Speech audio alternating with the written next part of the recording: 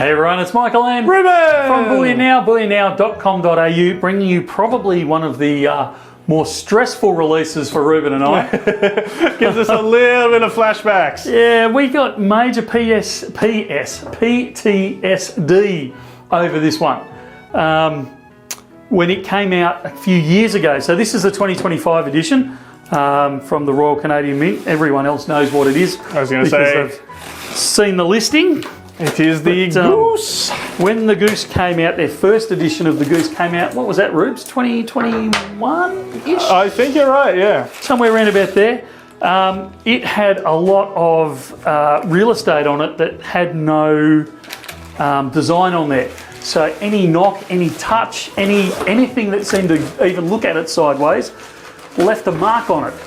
And yeah, we spent many a time having to explain to customers that that was just how they arrived. In saying that though, it was an absolutely beautiful design, and I've seen people chase them for quite a while after that. Yeah. And it is also been a while since we've had a 2-ounce coin from the Royal Canadian Mint. We've had the Creatures of the North series as well as their Ice Age. But both though, I mean, the Creatures of the North kind of finished up, and we haven't really heard much out of the Ice Age series either. So good to see another 2-ounce coin out of them. But yeah, we'll see how long it lasts. It's going to be interesting.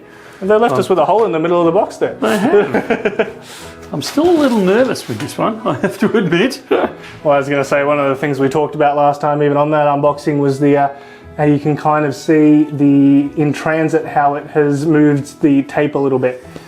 Yeah. Even though this is a fresh unboxing, you can see that one there is totally fine, but some of these other ones have just copped a little bit of a...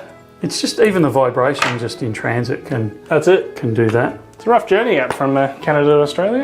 It is. With all those creatures of the north. And this is a beautiful coin that I hope, and I don't think we're going to get the same problem with that we had on the other Goose, because it's got quite a bit of background scenery in there, whereas the other one was very, very, like, just a stark background. There was no real scenery in it. So again, a beautiful coin, which we've come to expect from the Royal Canadian Mint. You can see Canada 2025 up the top there. It's got its security maple right front and centre there. And then the Goose in flight with that fantastic scenery. You've got what I'm assuming is some form of a lake in the front, and then the pines in the background. Absolutely beautiful. It is.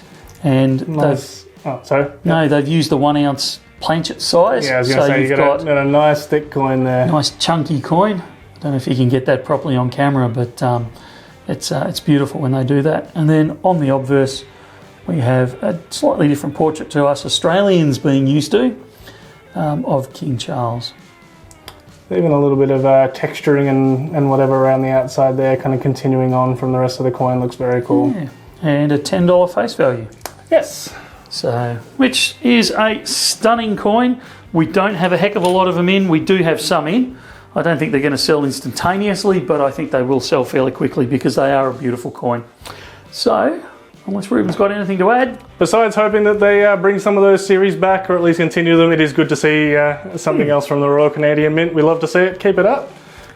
Thanks very much. We will see you again very soon.